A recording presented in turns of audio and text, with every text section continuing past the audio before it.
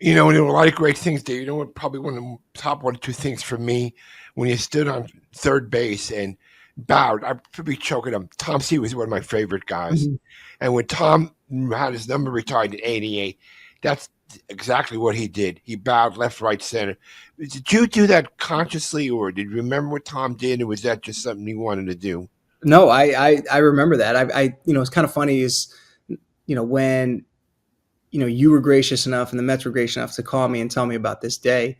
I immediately start, looking at previous. And I remember, Keith's and, Mike's and Doc's and Daryl's and Ed's. And I'm sorry, Kuzman's,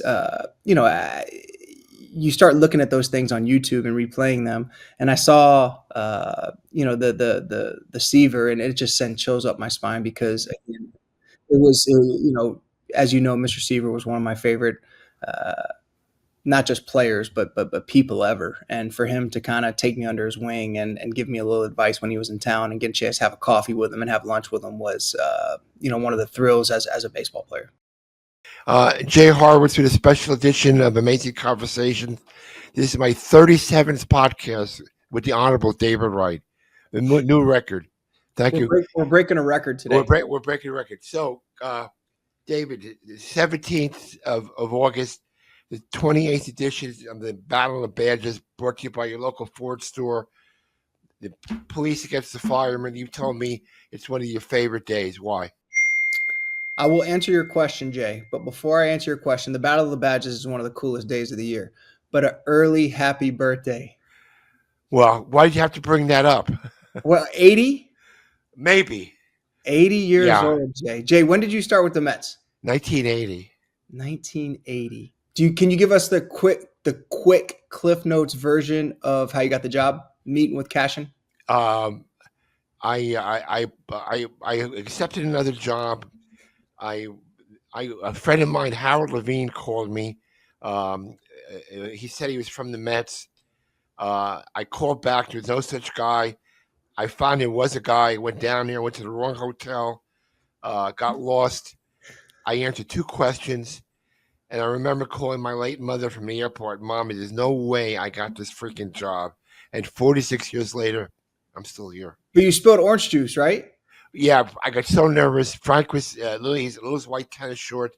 I reached over, Mr. Cash, glad to meet you. Boom, huge container of Tropicana orange juice all over his little white shorts. And the interview lasted about 2 minutes. And they loved you so much, they gave you the job, and here we are now. 46 years later. Yes. Well, happy birthday. Thank you, Mr. Wright. Okay, now I'll answer your question. Sure. Battle of the Badges is. I said it before, honestly, one of my favorite days of the year. When you and the Mets were gracious enough to reach out and ask if I'd be the commissioner or host this game, I jumped at the opportunity. Coming from a first responder family, my dad was a police officer in Norfolk, Virginia. This is an incredibly important day for me, incredibly fun day for me. I love spending time with the first responders, both the firefighters and the police officers. And I've said it once, I'll say it again. When most of us would run away from trouble, these brave men and women run towards it. But you're not going to be a biased host, right? Because you're going to be rooting for the police. Well, the firefighters have been kicking the police officers' butts the last couple of years. So yeah, I think it's a fairly even contest. Throughout the history of this game, the firefighters might be up 1 or 2 games. 15-12. Then they won 3 games. Yeah. Okay. So secretly, I'll be pulling for the police officers just to kind of get back in the series. But when I go to the game, I spend a lot of time in each of their dugouts, and the baseball that's being played. It's A baseball, like it's like the letter grade A. A lot of them or all of them played in high school. A lot of them played in college. Some played in the minor leagues. But the trash talk is A+, and that's what really gets me smiling. Yeah, what kind of play? They play a pretty long schedule. They play 20, 30 games a year. Well, what kind of players are these policemen and firemen? I mean, I would have never have guessed. I mean, they're hitting balls out of Citi Field. They're raising the apple. The intensity is, I thought it'd be kind of my first year, I thought it'd be kind of a hit and giggle where, they're laughing and joking and, kind of trying, but not trying too hard. I mean, it is all out, intense, fun, exciting, competitive, like all the words that kind of get my juices flowing, and to be a part of it and to be down on the field and hear them. The cool part about this is that before the game, after the game, they have each other's backs. They're helping each other in the community. They're the heroes of the community. But when they put those different uniforms on for those 3 hours, I mean, it is about as competitive, and they want to beat each other's brains in, which I think is incredibly cool. So it's 410 in Citi Field on the 17th. Tickets are $20, and it's Mets.com / Battle of the Badgers. And when it cool thing about the money, it's divided up between the charities from the police and fire, so the money goes to a good cause for both places. Yes, they let the Mets are incredibly gracious. They let so the police officers pick where their portion of the money goes, and the firefighters pick where their portion of the money goes. So that's hand selected by the police officers and the firefighters. So incredibly cool night. Let's try to get as many people there, not only to raise money for a great cause, but also to come out and thank and support our first responders. Everybody knows that New York has the best. Jay, this is like PR 101. You turn your phones off before the podcast. I did. Sorry. What was I say? Just go back to your dad for a second. As a policeman, were any nights, worried when you come home? I mean, do you talk about his job much? Jay, I think somebody hit your camera. I can see the top of your head right now. Oh, Jesus! Oh, there we go. Now you're looking good, buddy. No, never. Yes. So there are concerns, coming home at night. For me, no, because I was so shielded. I think my dad never brought it up on purpose. And now looking back at it, you read the stories about the first responders in New York and the heroics and the bravery. And you start thinking about, my brothers and I growing up around the dinner table that, my dad never really told us about those things because, we'd probably worry ourselves to death, and he's probably right. But looking back on it, you have a greater appreciation for what those men and women do on a daily basis. Speaking of the police and firemen, we're coming up to another anniversary of 9/11, and you were one of the guys, early participant in Tuesday's Children. Anytime you're in New York, you always made it one of your things to do to go to a local firehouse. Why was that so important to you to honor all the people who passed away on 9/11? Can you believe it's it's another September 11th, it's 24 years now. Well, I mean, we shouldn't celebrate or thank these heroes just one day a year. I grew up, my dad taught us at a young age, and I do this to the day. I teach my young kids to do it.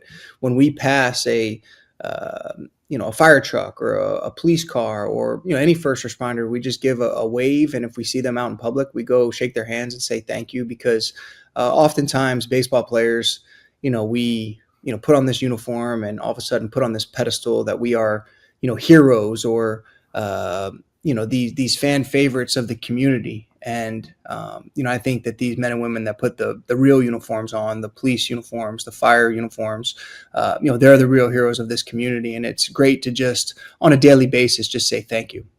So let me go back in time a little bit. So we're probably about a month from your day, number retired, Hall of Fame. Is there any one memory looking from what sticks out? It was such a great day for everybody. Is there only one or two things that stick out from that day in July 19th? I mean, it's a great day is such an understatement. I mean, I think that the way that the Mets just went over the top with everything was remarkable. And I think you know me well enough to know that I don't love being the center of attention. So to be able to share that with teammates, with alumni, with staff, with my family, really meant the world to me. And then on top of that, to be able to share it with the city and the fan base, made it incredibly special, and one of those days that you'll never forget for as long as you live. There were a lot of great things there. Probably one of the top one or two things for me when you stood on third base and bowed. I could be choking him. Tom Seaver was one of my favorite guys. Mm-hmm.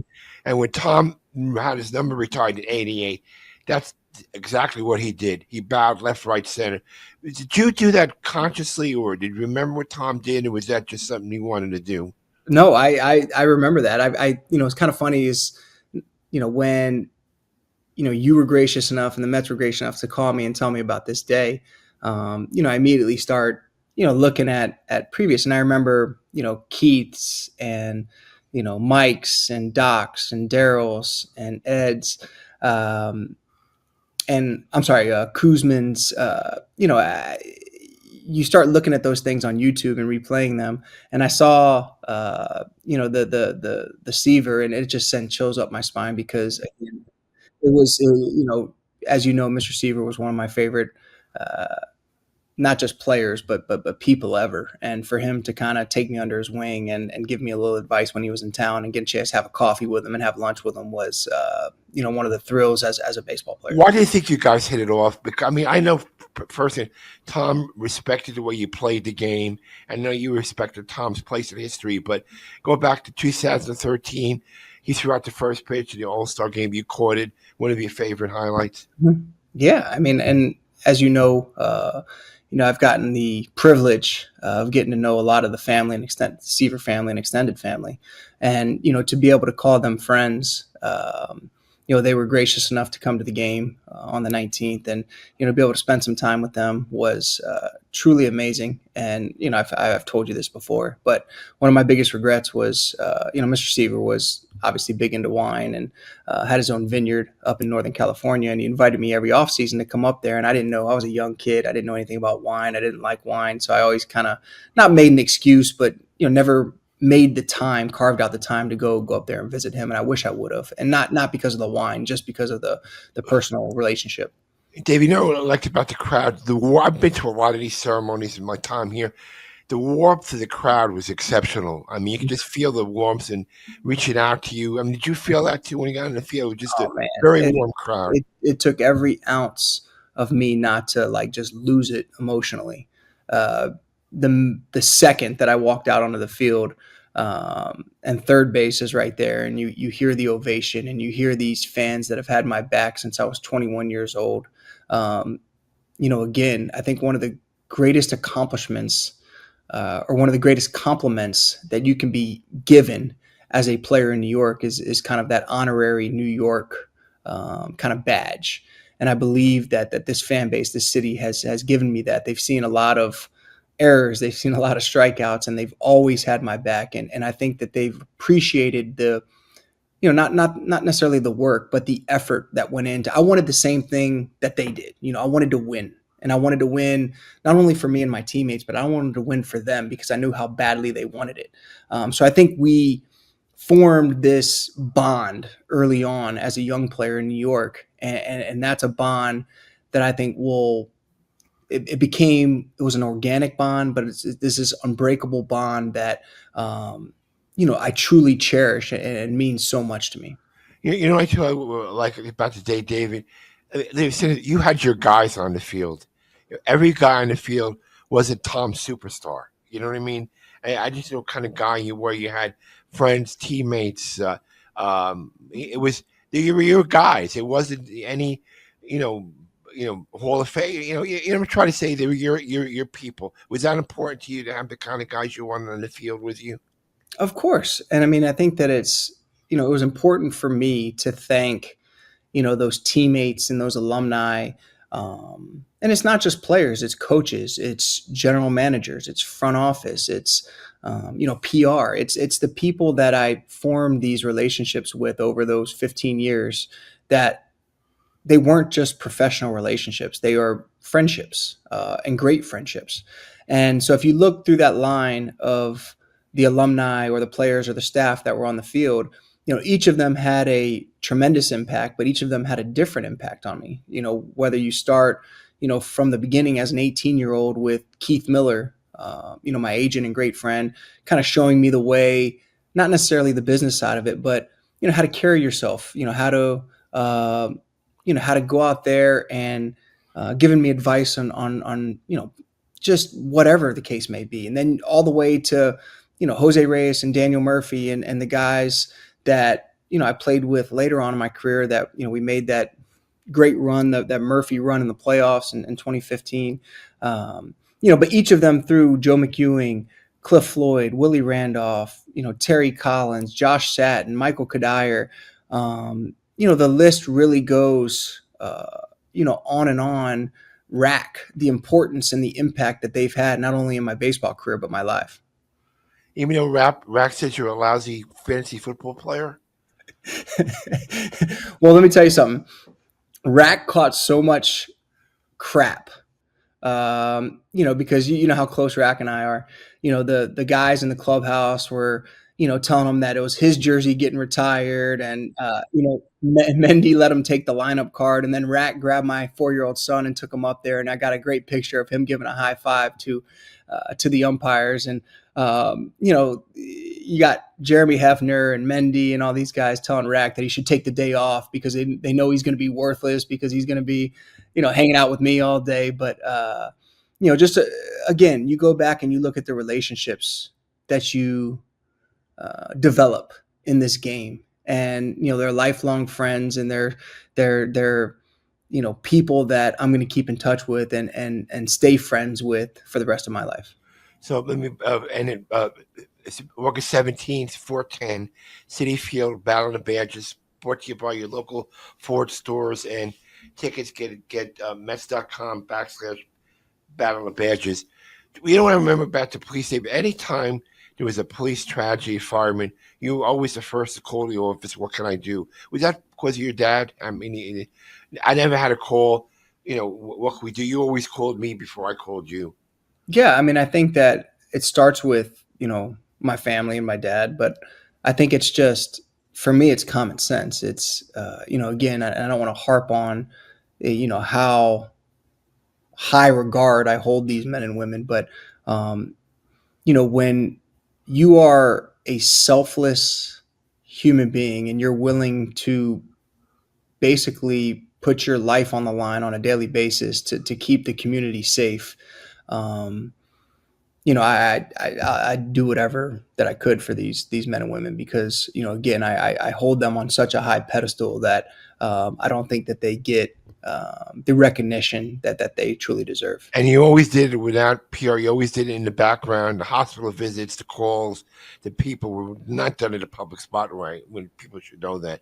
Listen, I look forward to seeing you in a couple of days. I'm looking forward to the 38th David Wright, Jay Horwitz podcast. Okay. We should get this sponsored, right? But hey, before I forget, you do a award, the Wright Award, award to the policemen and firemen before the game. How does that work? Well, the Mets and I will sit down, and obviously, you can pick up a paper in New York and read the heroics, on a daily basis. But we try to do something that took place between last year's game and this year's game of, kind of one of those stories that a police officer, firefighter go above and beyond, the call of duty and, do something really remarkable, which, it's tough to say really remarkable because what they do on a daily basis is remarkable, but really neat to read the stories, kind of sift through, the cool things that these men and women have done. And, it's tough to just pick one, but, it's fun to hear the stories and go through each one individually. Unfortunately, we had another tragedy just a couple of weeks ago in Park Avenue when, a policeman was shot and wounded. It never ends, this kind of stuff. But listen, you're a good person, happy for your success, and stay the same in the 20 plus years I've known you. I look forward to seeing you, my friend. You're the best, and happy birthday. Can't wait to see you. Thank you, Steve.